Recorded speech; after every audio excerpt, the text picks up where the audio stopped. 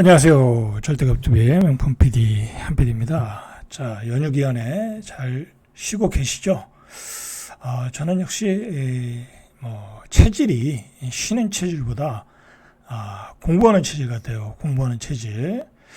공부해야 될 것도 좀 있고 자격증 공부해야 될 것도 있고 그다음에 주식 투자도 좀 공부를 해야 되고 거의 저는 요즘 주식 투자 공부에 좀 몰두를 하고 있어요.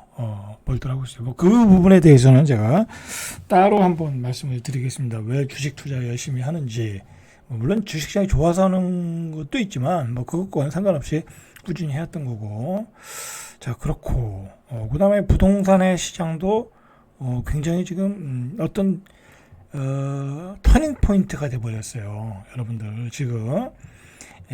제가 이제 조금 자극적인 썸네일로 어제 올렸었는데 2017년이 리바이벌 되는 거 아니냐 이제 그런 내용을 올렸잖아요. 자, 여러분들 2017년이 급등을 한 시기죠. 2017년 18년부터 막 급등을 했으니까. 근데 엄밀히 따져 보면요. 2015년부터 시장은 움직이기 시작했어요. 2015년부터 움직이기 시작했다. 제가 2015년부터 집을 샀으니까, 그죠? 그때부터 서서히 움직이기 시작하고, 2016년에 조금 시장이 눌렸다가, 다시 2017년에 확 불이 타오르기 시작했어요. 문재인 정부가 들어서면서. 규제의 남발이었죠. 규제의 남발이었다라는 거죠. 이제 뒤에서 그런 문제에 대해서 이야기할 거예요. 이 부동산 시장이라는 거는요, 어느 정권도, 어떤 정부도 자기가 마음먹은 대로 컨트롤할 수가 없어요. 지난 과거에 10년을 복귀해보니까, 또는 지난 20년을 복귀해보니까, 어느 정부도 우리나라 부동산 시장을 컨트롤할 수가 없어요. 결론이에요, 결론. 컨트롤할 수 있는 방법은 딱 한 가지야. 딱 한 가지. 부동산의 가격을 안정시켜야 되겠다. 딱 그건 한 가지밖에 없어요. 무한 공급.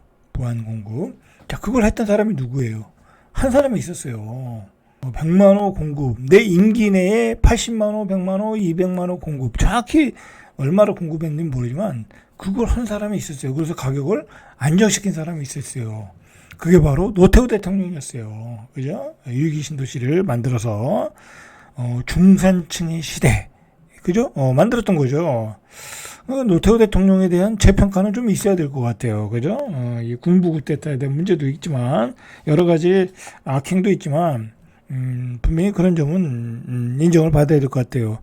그러나, 과거와 같이 노태우 대통령처럼, 그렇게 임기 5년 내에, 일기 신도시 완성이 됩니까? 요즘은 그렇게 안 돼요. 옛날 그 어떤 좀, 밀어붙일 수 있었던 시대에는 그게 가능했지만, 지금 예를 들어 3기 신도시 지정해놓고, 이 가격에 무조건 다 나가. 그게 됩니까? 안 되잖아요. 그죠? 토지 수용이 안 되잖아요. 그죠? 그러니까, 그 도시가 완성이 되는 데는 20년 걸리는 거예요. 20년. 완전히, 이제 발표하고, 땅을 수용하고, 아파트를 짓고, 순차적으로 짓고, 그 다음에 상업시설 들어오고 20년이 걸린다. 안 된다라는 거죠. 그죠? 자, 그런 점이 문제가 되는 거죠. 자, 그 얘기는 여기까지만 하고 뒤에 가서 중요한 얘기들이 좀 많아요. 자, 이게 터닝 포인트다. 자칫하면 서울의 집값이 또 급등할 수 있다. 그게 지금 경기도로 확산해 나갈 수도 있다. 자, 그래서 제가 여러분들한테 내 집이 없는 분들, 저희 구독자분들, 많이 보지는 않지만, 그죠? 많이 보지는 않아요. 제 채널은.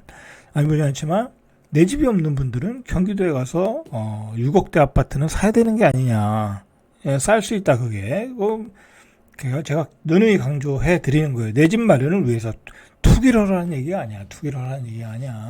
이제는 여러 채 투기를 해서 손해비가 별로 많지는 않아요. 그죠? 차라리 그 돈이 있으면 주식 투자를 해. 주식 투자.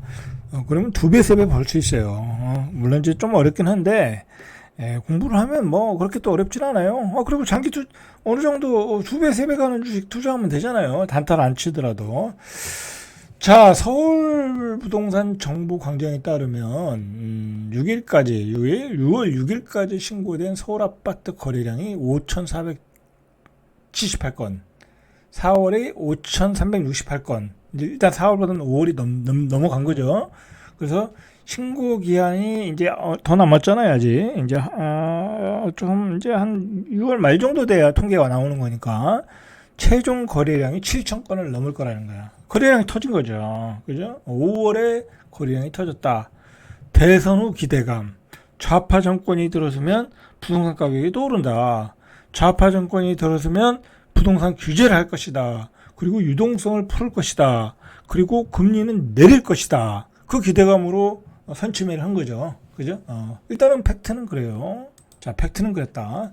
자, 그 대선 전에 오세훈 시장이 토지거래 허가구역을 풀어주면서 가격이 급등을 했죠. 그러면서 거래가 죽었다가 그 토지거래 허가 지역도 거래량을 넘어섰다라는 거야. 그죠?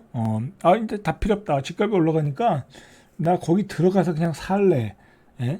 그런 식으로 토지거래 허가구역을 다시 묶었는데 그 규제도 약발이 먹히지 않았다. 토지거래 허가구역이라는 게 별 의미가 없다는 거야. 그런데 이걸 풀어주면 어떻게 되겠냐? 판도라의 상자가 열리는 거죠. 그죠? 만약에 풀어준다고 하면 지방의 유지들, 그죠? 열받은, 지금 지방의 유지들은 열 받았거든요? 열 받았어요. 지방에 있는 집들은 팔리지도 않고, 지방에 있는 땅들은 팔리지도 않는데 서울만 올라가. 열 받죠? 그죠? 나 그럼 팔아서 서울에다 살래. 그렇게 되고 있는 거예요, 지금. 근데 그걸 막아버린 거잖아요? 강남의 5월 거래가 153건, 4월에 108건. 그죠? 넘었고요. 서초동이 49건에서 96건으로 넘어섰고요. 송파가 129건에서 142건으로 넘어섰고요. 용산이 38건에서 44건으로 넘어섰고요. 그리고 평균 매매가, 서초구의 평균 매매가도 4월이 20억 7,531만 원인데 평균 매매가가 5월에 25억 5,098만 원으로 몇 억이 올라간 거예요? 한 거의 5억이 올라갔네요. 그죠? 5억이 급등했다. 평균 매매가가 5억이 급등했다. 한 달 사이에. 자, 이렇게 되니까 어떻게 우리 그 강남 진입을 꿈꾸는 우리 젊은 그 친구들은 어떤 생각이 들겠어요? 사실 대한민국에서 조금 산다, 좋은 직장 다닌다 하면 강남에 산다는 게 일종의 꿈이잖아요. 그죠? 목표잖아요. 나의 삶을 위해서, 나의 자식의 삶을 위해서. 그죠? 이게 왜 그러냐면, 내 자식은 당연한 거고, 그죠? 그 좋은 조건에서 애들하고 좋은 친구들 사귀고, 공부도 좋은 여건에서 좋은 학원 다니고, 그렇고, 그리고 내 입장에서도 강남에 살면 좋은 인맥이 이루어지잖아요. 그죠? 좋은 인맥이 이루어진다고. 그죠? 그건 부인할 수 없는 거라고. 그러니까, 강남에 진입을 못하면 내 처자식을 데리고 강남에 진입을 못하면 내 인생은 나의 자식의 인생은 실패를 한다. 그게 우리나라 사람들의 어떤 지금 가치관이에요. 지금까지 삶의 어떤 뭐랄까요 기준이었어요. 저 때도 그랬어요. 저 때도 그랬는데 지금 세대는 얼마나 더 했냐고. 그죠? 저도 지금 강남에 진입 못해가지고 피해를 보는 게 얼마나 많겠어요. 그죠? 그렇단 말이에요. 자, 할 말이 많아요. 참 우리나라 부동산 얘기를 이야기하자면 참으로 할 말이 많아요. 그리고 요즘 강남의 부동산에 새로운 트렌드가 생겼어요. 여러분들. 새로운 트렌드가 생겼다. 자, 요거는 좀 다음에 얘기할게요. 이 얘기 들어가면 좀 깊어져요. 자, 반포동 아크로 리버파크 84가 지난달 1일에 5월 1일이죠. 56억 5천만 원 84. 56억 5천만 원. 이제 이게 일상화 됐어요. 얼마 전에, 몇 년 전에 한 32억 넘을 때 다 미쳤다. 이거 15억에 분양할 때도 미분양 났던 거예요. 근데 30억 갔을 때 미쳤다 그랬거든요. 미쳤다고 그랬어요. 근데 56억에 안 판다는 거야. 이거 사기도 힘들어 이제. 물건이 없대요. 이게 보통 미친 게 아니야, 지금. 이거 보통 미친 게 아니라니까.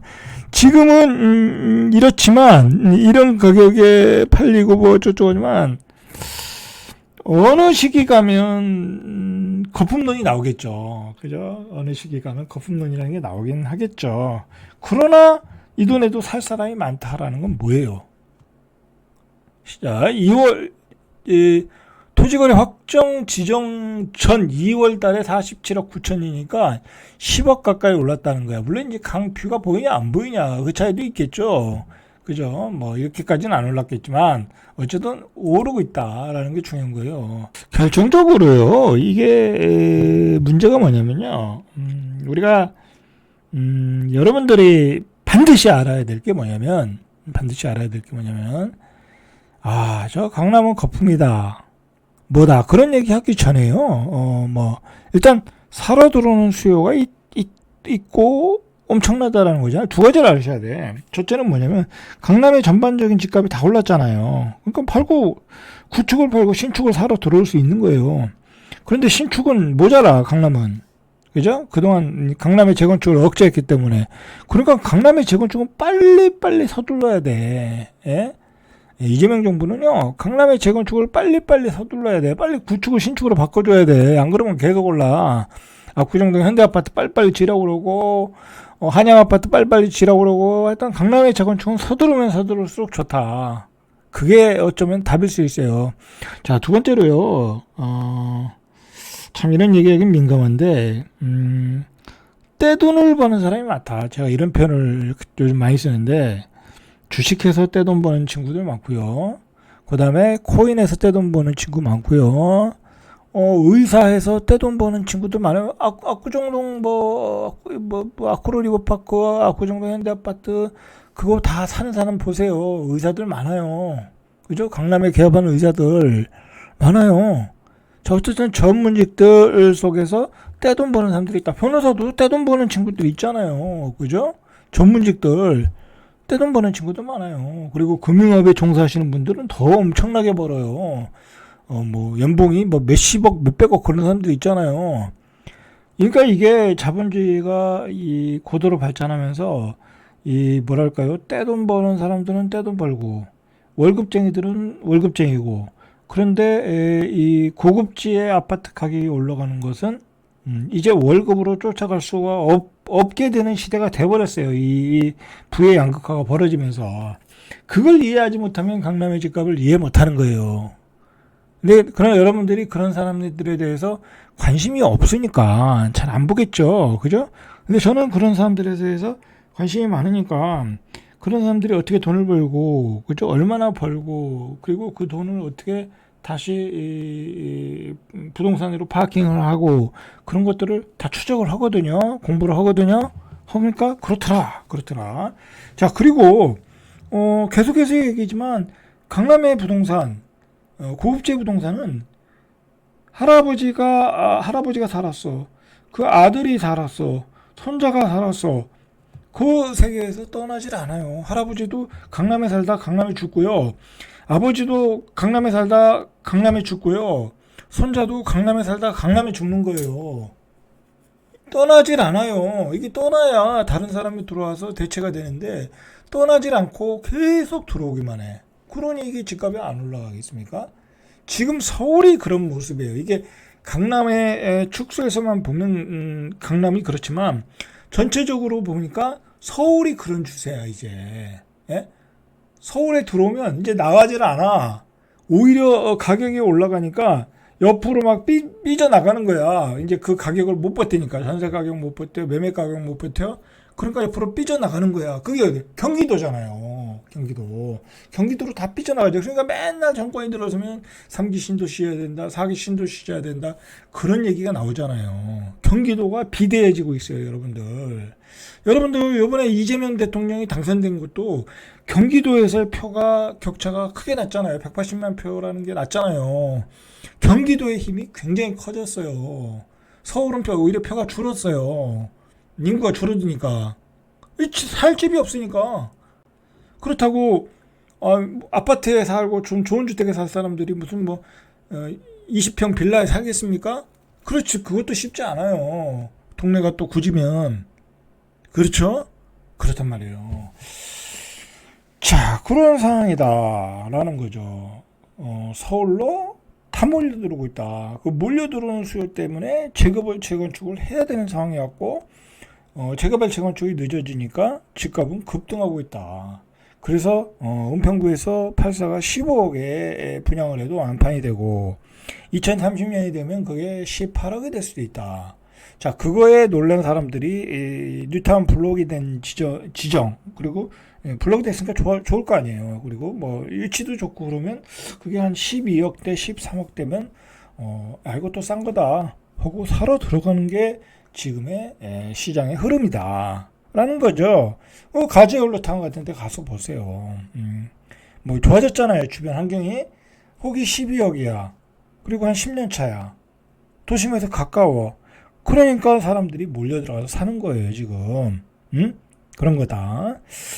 자, 이런 흐름을 아시고 시장의 균형 감각을 여러분이 맞춰야 돼. 최소한 폭락론에 지금 여러분들이 포커스를 맞추고 있으면 영원히 서울에 집 못 사고 영원히 거지가 되는 거야. 영원히 거지가 되는 거야. 시장의 흐름이 바뀌었다. 라는 거죠. 자, 얘기를 좀 더 가보겠습니다. 할 얘기가 많은데 진도가 잘 안 나가요. 잠원동 신반포 107제곱미터 54억 5천에 이번에 신고가 3월에 45억에서 48억. 이것도 한 7, 8억 올랐네요. 그죠? 잠원동도 오르고요. 마포도 오른다는 거. 마포 성동구에서도 신고가 뭐 한 2, 3억씩 오르는 것 같아요. 이제 그렇게 보시고요. 자, 그래서 지금 전문가들 조금 이제 제대로 된 전문가들이 하는 얘기가 주택 공급 확대밖에 없다라는 얘기죠. 뭐 이제 지역균형 발전 뭐 그런 얘기는 하지도 않아요. 그런 얘기는 씨알도 안 먹힌다 라는 거죠. 대한민국이 사실 이게 굉장히 이제 뭐랄까요, 이제 한계에 이르는 거예요. 사실 자꾸 서울 경기도로 몰빵을 하면요, 특히 서울은 자꾸 이제 축소가 될 수밖에 없고 주거지가 없으니까 그럼 뭔가 경기도로 가는 거잖아요. 근데 너무 멀리 외곽에 이제 신도시도 못 만들어요. 뭐랄까요, 여러 가지 그 인프라도 만드는데 돈이 들고 오니까.